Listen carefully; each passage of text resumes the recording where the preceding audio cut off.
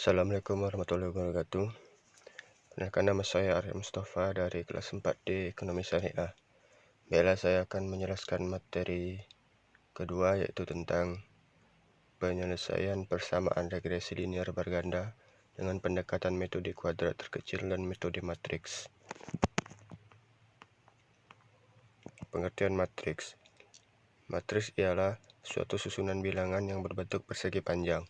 Cara yang bisa digunakan untuk menuliskan sebuah matriks dengan M baris dan N kolom, seperti gambar di bawah ini. Matriks A dikatakan berukuran M kali N atau ukuran baris selalu disebutkan lebih dulu, dan unsur A berada pada baris I dan kolom J. Dua matriks dikatakan sama jika keduanya sama dalam segala hal. Dengan kata lain, ukurannya sama dan mempunyai unsur yang sama di dalam setiap posisi. Unsur-unsur diagonal matriks A adalah A11, A22, A33, yaitu yang nomor baris dan nomor kolomnya sama. Unsur-unsur segitiga atas atau upper triangular entries matriks A adalah Aij dengan I kecil dari J, sedangkan unsur-unsur segitiga bawah atau lower triangular entries matriks A adalah Ij dengan J. Suatu matriks dinamakan matriks segitiga atas atau upper triangular jika semua unsur segitiga bawahnya 0. Dengan kata lain, unsur yang tidak 0 merupakan unsur diagonal atas unsur segitiga atas. Suatu matriks dikatakan matriks segitiga bawah atau lower triangular jika semua unsur segitiga atasnya 0. Suatu matriks dinamakan matriks diagonal jika matriks ini berbentuk bujur sangkar atau M sama dengan N. Dan semua unsur bukan diagonal adalah 0, artinya A. Ij sama dengan 0 jika I sama dengan J. D dan Z adalah matriks diagonal. L, D, dan Z adalah matriks segitiga bawah. U, D, dan Z adalah matriks segitiga atas. R adalah matriks baris atau M sama dengan 1. C adalah matriks kolom, N sama dengan 1. Dan D, L, A, dan Z adalah matriks segitiga atau matriks bujur sangkar, sedangkan U, R, dan C bukan matriks segitiga. Jenis-jenis matriks. Menurut Nugroho dan Harahap tahun 1968, ada bermacam-macam matriks. Di antaranya yang terpenting adalah matriks baris, matriks identitas, matriks inverse, matriks kolom, matriks M kali N, matriks persegi, dan matriks transpose. Matriks baris disebut juga vektor baris, adalah matriks yang terdiri atas satu atau hanya satu baris saja. Contoh 1, 2, 4, 5 adalah matriks baris 1 kali 4, ditulis A 1 kali 4. Matriks identitas disebut juga matriks satuan, dilambangkan dengan I. Adalah matriks persegi yang semua unsur diagonalnya sama dengan 1 dan semua unsur yang lain sama dengan 0. Ia adalah matriks persegi, matriks satuan, atau matriks identitas. Jika syarat-syarat perkalian matriks terpenuhi, maka AI sama dengan IA sama dengan A. Matriks inverse atau matriks inverse jika A dan B kedua-duanya matriks persegi dan AB sama dengan BA, dan I maka B disebut inversenya. A ditulis B sama dengan A min 1. Sebaliknya A juga inversenya B, tulis A sama dengan B pangkat min 1. Matriks kolom disebut juga vektor lajur, adalah matriks yang terdiri atas hanya satu jalur atau kolom saja.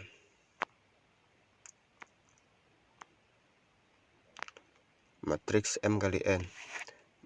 Matriks M kali N adalah matriks yang mempunyai M baris dan N lajur, atau matriks yang berordo M kali N.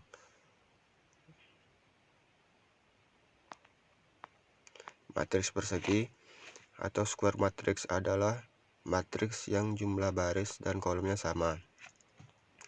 Biasanya dinyatakan dengan M kali N, sehingga disebut juga dengan matriks M sama dengan N atau A.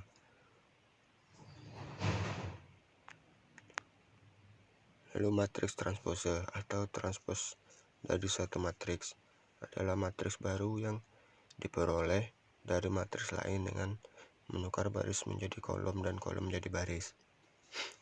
Kalau matriks semula dinamakan A, maka matriks transposenya A pangkat min 1. Sifat-sifat transpose.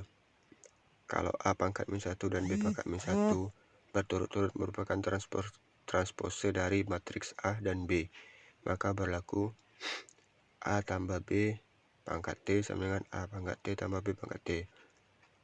A pangkat T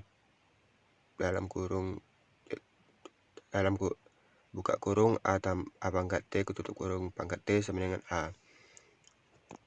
Jika M suatu bilangan nyata, maka M A pangkat T sama dengan M A pangkat T. Operasi matriks.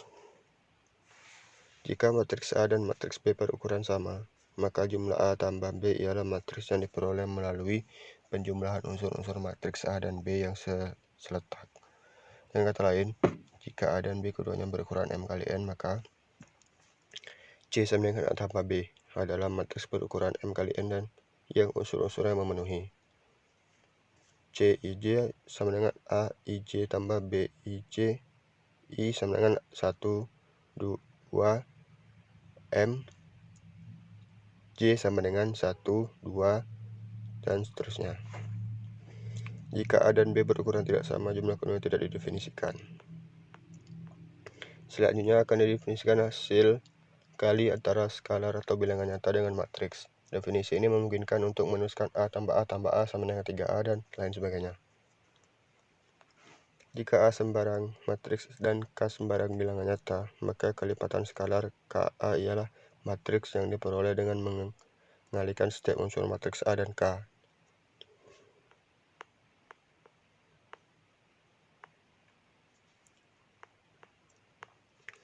Definisi 5, jika A adalah matriks berukuran M kali R dan B adalah matriks berukuran R kali N, maka hasil kali AB adalah matriks C berukuran M kali N yang unsur-unsurnya adalah CIJ sama dengan baris 1 dalam kurung A, kol J dan kurung B. Perhatikan bahwa di dalam rumus untuk CIJ setiap suku mempunyai A dengan subskrip pertama I dan B dengan subskrip kedua J. Lebih lanjut, di dalam setiap suku subskrip A yang kedua selalu sama dengan subskrip B yang pertama, sebagai ditunjukkan di bawah ini.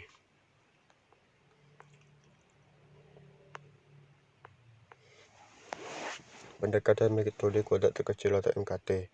Pendekatan pendugaan kuadrat terkecil pada data. Suatu masalah umum dalam percobaan adalah mendapatkan suatu hubungan matematis Y sama dengan F dalam kurung X antara dua variabel X dan Y dengan menyesuaikan suatu kurva pada titik pada bidang yang berpadan dengan berbagai nilai X dan Y yang ditentukan berdasarkan percobaan. Katakanlah dalam kurung X1 Y1, dalam kurung X2 Y2, X3 Y3, dan Xn Yn.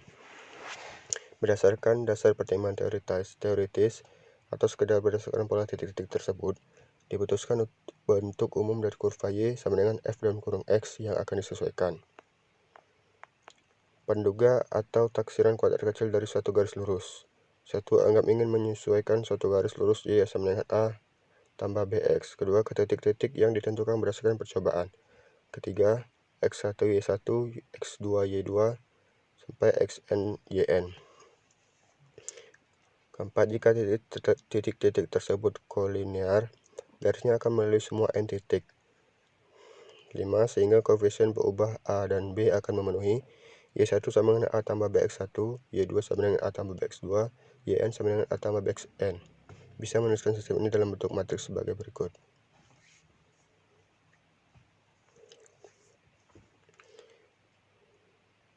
Jika titik-titik data tersebut tak kolinear, maka tidak mungkin mencari koefisien A dan B yang memenuhi sistem satu secara tepat. Artinya sistem tersebut tak konsisten. Dalam kasus ini akan dicari suatu penyelesaian kuadrat terkecil.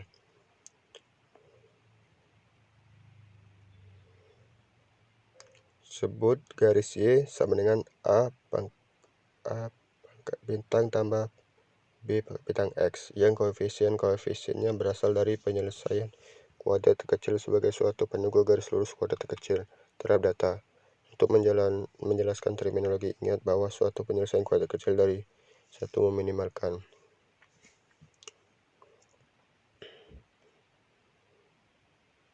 Baiklah, sekian penjelasan dari saya. Kurang lebihnya saya mohon maaf. Saya akhiri. Wassalamualaikum warahmatullahi wabarakatuh.